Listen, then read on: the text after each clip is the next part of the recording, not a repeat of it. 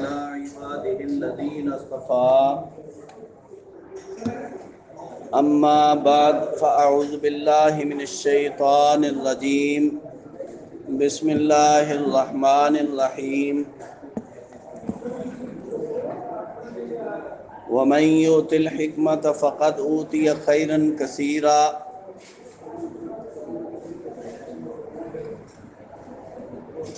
جس کو حکمت عطا کی گئی اس کو خیر کثیر عطا کیا گیا۔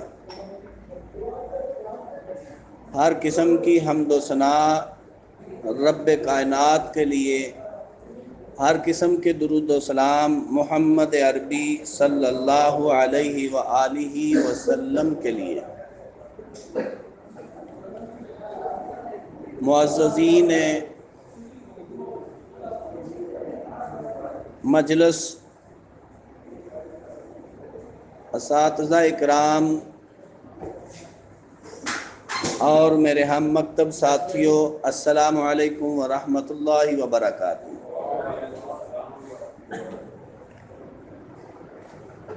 آج کے اس ماہانہ اجلاس میں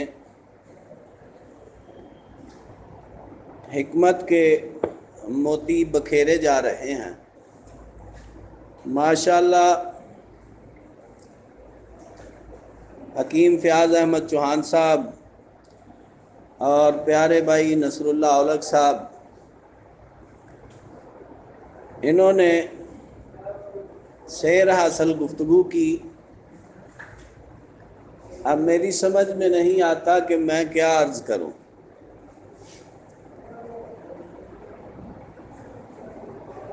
کوشش کرتا ہوں کہ اسی موضوع کو آگے بڑھاتے ہوئے آپ کے مختصر لمحات چرانے کی کوشش کرتا ہوں۔ بات دردوں سے اٹھراء تک پہنچی، جیسا کہ بھائیوں نے بتایا کہ دبانے سے اگر درد ہو تو وہ اعصابی ہے، دبانے سے اگر درد ہو تو وہ عضلاتی ہے، اگر دبانے سے سکون ہو تو وہ اعصابی ہے۔ اگر مروڑ دار درد ہو یا ٹیس دار درد ہو تو وہ گدی ہے۔ اس میں ایک چیز اور کا بھی اضافہ کرے کہ ذرا سا چھونے سے، بلکہ چھونے کے لیے ہاتھ آگے بڑھانے سے درد ہو تو وہ بھی گدی ہے۔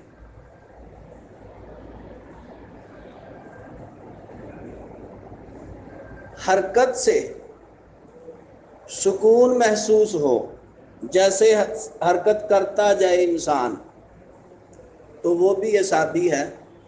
اگر تھوڑی سی حرکت کرنے سے آگے چلا نہ جائے تو وہ بھی عضلاتی ہے، اور چلنے سے اگر سانس اکھڑ جائے تو وہ بھی گدی ہے۔ ان چیزوں کو بھی مد نظر رکھیں۔ اس کے علاوہ جب بات اٹھراء کی ہوتی ہے تو ہم صرف ایک ہی اٹھراء کی بات کرتے ہیں، لیکن کچھ اشارے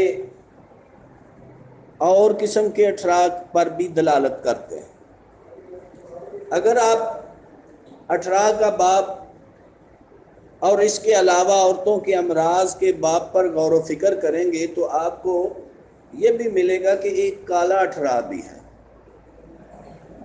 جیسا کہ ہم پیلے یرکان کو اکثر جانتے ہیں، کالے اٹھراء کو بھی جانتے ہیں کہ وہ بھی پچھلے دنوں سے کافی کچھ عرصے سے مشہور ہو چکا ہے، لیکن یرکان ابیض اور یرکان اخضر کو نہیں جانتے، کیونکہ وہ کبھی دیکھا نہیں۔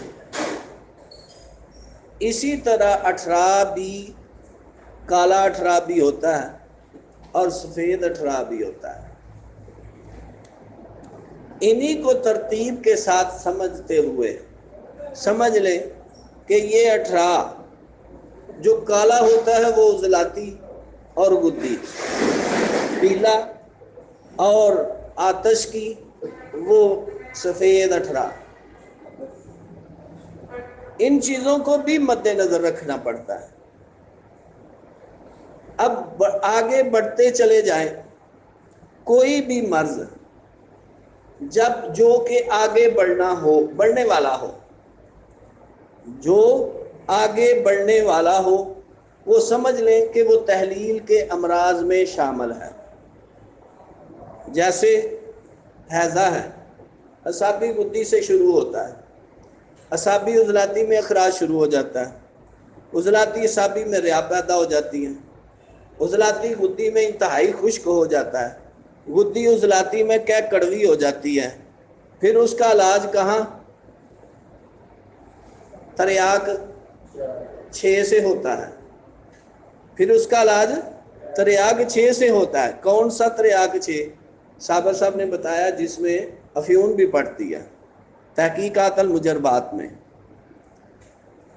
جو مرض آگے بڑھنے والا ہو وہ تحلیل پیدا کرتا ہے۔ اب تحلیل کس میں ہوتی ہے؟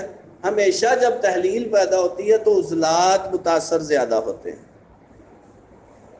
جب بھی تحلیل پیدا ہوتی ہے تو عضلات زیادہ متاثر ہوتے ہیں۔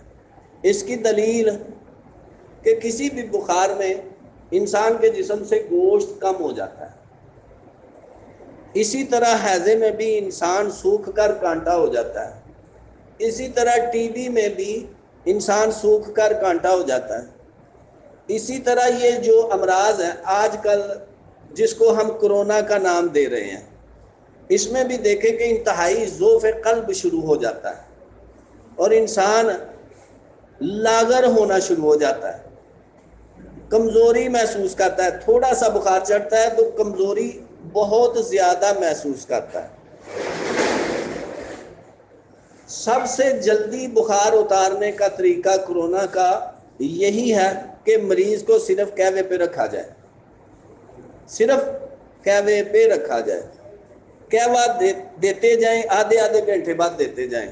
جب بخار اتر جائے گا مریض کمزوری محسوس کرے گا۔ جب مریض یہ کہے گا کہ بخار تو اتر گیا پر کمزوری بڑی محسوس ہو رہی ہے، اور قہوہ کون سا ہے؟ سونڈ ملٹھی زیرہ یا ادرک ملٹھی زیرہ، بس دیتے جائیں، بخار اتارتے جائیں۔ تقریباً 3 گھنٹے سے لے کر، بلکہ کچھ مریضوں کو تو پہلے قہوے سے بخار اتر گیا، 1 کپ پینے سے۔ کچھ مریض جو وینٹیلیٹر کی طرف جا رہے تھے وہ 12 گھنٹے کے بعد بھی بخار اترا ان کا۔ جب بخار اترتا ہے تو مریض انتہائی ضعف کا شکار نظر آتا ہے، وہ کہتا ہے کہ کمزوری بہت ہے، بخار ٹھیک ہے، باقی طبیعت ٹھیک ہے۔ اب جب ضعف محسوس کرتا ہے تو سبزی کا شوربہ دے دیں، اسی وقت توانائی شروع ہو جاتی ہے۔ سبزی کدو، ٹینڈے، کالی توری، ٹینڈیاں، شلجم، یہی سبزیاں ہماری 5-6 نمبر مسالہ اور 5-6 نمبر سبزیاں، اسی کا شوربہ پلاتے ہی ذوق ختم ہونا شروع ہو جاتا ہے۔ اس قہوے میں رد و بدل بھی کرتے ہیں، کبھی ادرک کی جگہ سونف، کبھی شہد کی جگہ شربت بنفشہ، اور کچھ زیادہ مسئلے مسائل نہیں ہیں، بس یہ کمی بیشی کرنی پڑتی ہے۔ کھانسی زیادہ ہو تو شربت بنفشہ ڈال دیا۔ اب کبھی یہ دیکھنے میں آتا ہے کہ مریض کہتا ہے کہ میرے پیٹ میں ہوا گیس بھی ہے۔ اب ہوا گیس جب ہوتی ہے تو میں کیا کرتا ہوں؟ میں یہی کرتا ہوں، اجوائن پودینے کا قہوہ 7 ملٹھی شہد ڈال کے پیو، بخار پھونک کے چڑھتا ہے، تیز بخار ہو جاتا ہے۔ جب بخار چڑھ جائے پھر وہی پہلے والا قہوہ، ادرک ملٹھی اور زیرہ، بخار اتر جاتا ہے۔ ہوتا کیا ہے؟ یہ مریض ڈاکٹر کے پاس جاتا ہے، وہ پیناڈول دیتا ہے اور ملیریا کی دوائی دیتا ہے۔ جب ملیریا کی دوائی دیتا ہے اور پیناڈول دیتا ہے تو پیٹ میں ہوا گیس شروع ہو جاتی ہے۔ ڈاکٹر کہتا ہے کہ ٹھنڈی چیزیں کھاؤ، لسی پیو، وہ لسی پینے سے مزید بگاڑ آتا ہے، ریشہ جم جاتا ہے۔ تو سانس میں تنگی مزید بڑھ جاتی ہے. پہلے اس کی ہوا گیس ختم کرو، جب بخار اچھی طرح چڑھ جائے آگے. دوائی کون سی؟ صرف لسانی دیتا ہوں اور کچھ بھی نہیں. ہاں ایک مرتبہ میں نے لسانی کے ساتھ صرف ایک مریض کو لسانی کے ساتھ کست شیریں اکسیٹانسل دی تھی، دوسرے مریض کو نہیں دی. ایک مرتبہ لسانی کے ساتھ شدید 5 دی تھی. ورنہ یہ اکیلی جو دوائی ہے نا لسانی، یہی کام کرتی رہتی ہے. کسی چیز اور دوائی کی ضرورت ہی نہیں پڑی آج تک مجھے. سینکڑوں کی تعداد میں مریض ٹھیک ہو چکے ہیں جو ڈاکٹروں سے بھاگے ہوئے. بلکہ یہاں تک کہ ایک مریض کو انہوں نے کہا کہ ابھی فوری وینٹیلیٹر پر چڑھو، لیکن وہ بھاگ کر میرے پاس آ گیا رات 10 بجے. جس کو وہ وینٹیلیٹر پر چڑھا رہے ہیں وہ بیچارہ رنگ اڑا ہوا اس کا، تو ٹوٹی پھوٹی سڑک پر 100 کلومیٹر موٹر سائیکل پر سفر کر کے میرے پاس آیا. اسی وقت لسانی کی ایک خوراک دے دی، کچھ سہارا ہوا. لسانی ہی باندھ کر ہفتے کی دی، اس کے بعد 2 ہفتے کی دوائی پھر لسانی دی. اس کی اس پچھلے جمعے ہم کنگرے تھے، میں جمعہ پڑھنے گیا تھا، پیچھے ایک لڑکا تھا، اس نے کال اس کی سنی کہ میری رپورٹ نیگیٹو آ گئی ہے. کھانے کے لیے صرف سبزیوں کا شوربہ اور کچھ نہیں، کوئی روٹی نہیں دی. پہلے روزانہ میرا وہ دماغ کھایا کرتا، رات کو بھی دن کو بھی، مجھ سے کوئی بات نہیں کرتا، میری بات سنو. میں نے کہا یار میرے پاس اتنا ٹائم نہیں ہے کہ میں تیری باتیں سنتا رہوں. پھر بھی 2 4 5 10 منٹ وہ روزانہ صبح و شام لیتا تھا. 10 منٹ صبح لے لیے، 10 منٹ شام کو لے لیے. مطلب یہی تھا کہ گھر والے بھی اس سے بات نہیں کرتے تھے. وہ اکیلا اندر قید تھا کمرے میں، تو وہ فون پر مجھ سے رابطہ کر لیتا. تو اس کو ڈانٹتا بھی کہ اپنے ذہن اپنے دماغ سے یہ وہم نکالو، تم کرونا سے نہیں مرو گے. خود مر جو تو وہ علیحدہ بات ہے، کہ وہم کر کے یا خوف سے مر جو وہ علیحدہ بات ہے. کرونا سے نہیں تم مر سکتے. اب اس کی رپورٹ بھی نیگیٹو آ چکی ہے. میں نے کوئی اکسیر نہیں دی اس کو، کوئی تریاک نہیں دیا، کچھ بھی نہیں سوائے لسانی کے. اور یہی کہا کبھی اس کو یہ بھی اس کی تشفی کے لیے، کبھی اس کو شہد ڈال دیا، کبھی اس کو شربت بنفشہ ڈال دیا، بس اتنا. اب ساتھی جو ہے نا وہ ایک بار بار ایک نقطے پر پھنسے ہوئے ہیں. اس کے لیے عرض کرتا ہوں کہ نبض، میں نے پہلے بھی عرض کی ہے کہ نبض ایک ہی ہے، جس کو ہم کہتے ہیں مقدار نبض.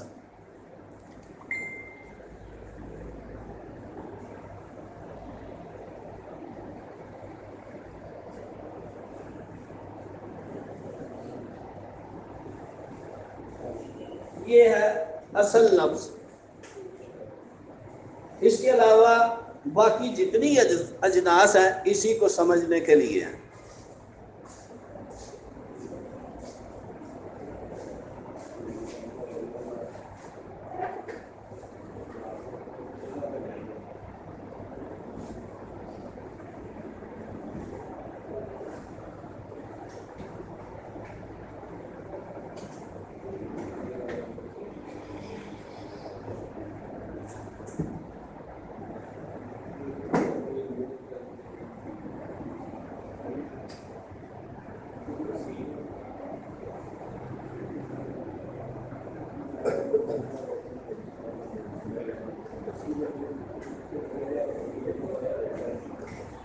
یہ ہے اصل نبض.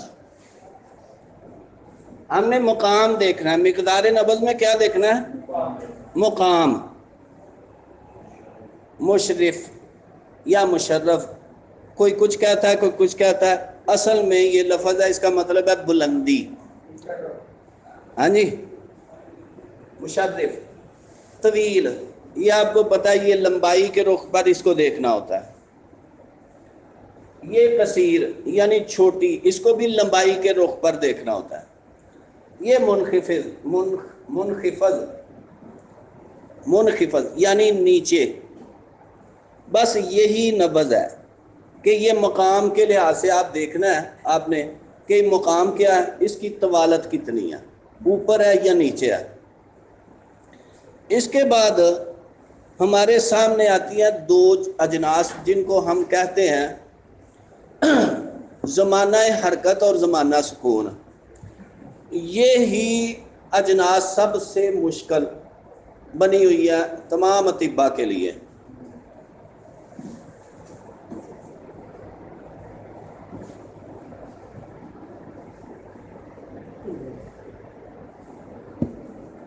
اب آجے زمانہ حرکت۔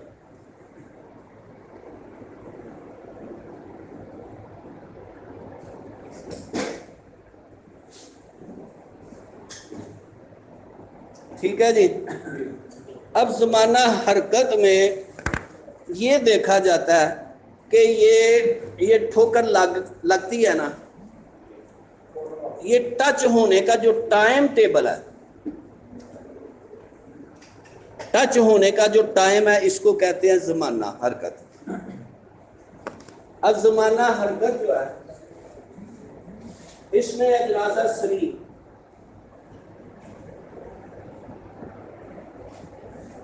اور بطی۔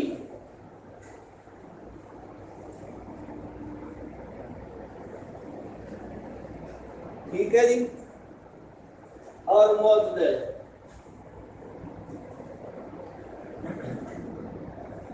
سری، معتدل اور بطی۔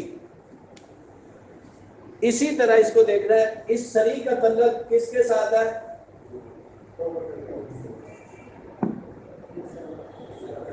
مشرف کے ساتھ۔ جو مشرف ہوتی ہے وہ اکثر سری ہی ہوتی ہے، اکثر سری ہی ہوتی ہے۔ اب معتدل جو ہے وہ سری اور بطی کے درمیان، یعنی نہ اس میں زیادہ صورت ہے نہ اس میں بطی پن ہے، سست نہیں ہے، یہ درمیانی ہے۔ اب سری کو سمجھنا پڑتا ہے،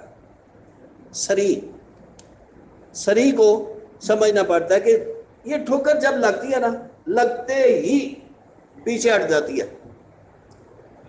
اس ٹائم ٹیبل کو زمانہ حرکت کہتے ہیں۔ اب اگر کم سے کم ٹائم، ٹھوکر لگنے کا جو ٹائم ہے، یہ ٹائم جس کو ہم سرعت کہتے ہیں، ایسے ہی سمجھ لیں۔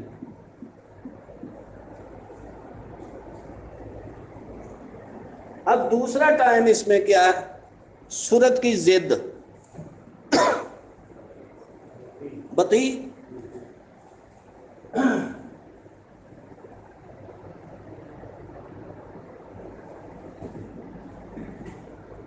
اب دیکھیں نقطہ لگنے میں ٹائم زیادہ لگا یا لائن لگنے میں زیادہ ٹائم لگا؟ اب یہ بطی ہے، معتدل۔ پہلے نقطہ لگنے میں کم ٹائم لگا، پھر معتدل میں کم ٹائم لگا، اب بطی پن میں زیادہ ٹائم لگا۔ ایسے ہی لگتی ہے جس طرح سانپ ٹھوکر مارتا ہے، کتنی تیزی سے وہ کاٹتا ہے، کاٹتے ہی پیچھے ہٹ جاتا ہے، خود کو بچاتا ہے۔ اسی طرح یہ سری نبض لگتے ہی پیچھے ہٹ جاتی ہے، اتنی تیزی سے کہ آپ اس تیزی کی حرکت کو جج نہیں کر پاتے۔ اگر اس حرکت کو آپ سمجھ لیں تو سرعت اور سری نبض آپ کے گھر کی لونڈی اور نبض کے راز آپ پر منکشف ہو جائیں گے۔ یہ زمانہ حرکت کو سمجھنے سے آپ کو عضلاتی گدی اور اعصابی نبضوں کی اچھی طرح پہچان ہو جائے گی۔ اس کے مقابلے میں دوسری یہ سمجھ لیں کہ یہ نقطہ لگنے کا ٹائم ہے، یہ جو ٹھوکر ہے نا، اس کے ٹائم کو سمجھنا زمانہ حرکت ہے۔ میں نے کیا کہا ہے؟ یہ ٹھوکر لگنے کا، یہ ٹچ ہونے کا جو ٹائم ٹیبل ہے وہ زمانہ حرکت ہے۔ اس کا تعلق صرف ٹھوکر کے ٹائم سے ہے. میں بار بار عرض کر رہا ہوں یہ ٹھوکر لگنے کے ٹائم سے ہے زمانہ حرکت کا تعلق. Touching time.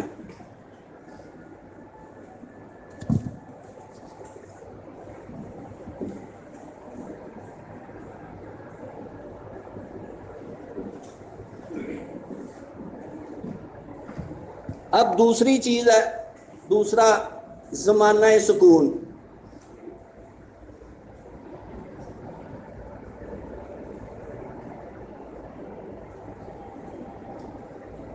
یہ لیں, زمانہ سکون کیا ہے؟ دو ٹھوکروں کے درمیان جو وقفہ ہے, دو ٹھوکروں. اب اس کا ٹھوکر کے ٹائم سے کوئی تعلق نہیں. کیا کہا ہے میں نے؟ دو ٹھوکروں کے درمیان جو وقفہ ہے, ٹائم ہے, اس ٹائم کو جج کرنے کا نام ہے زمانہ سکون. اس کا ٹھوکر کے ساتھ کوئی تعلق نہیں. اب اس میں کیا آتا ہے؟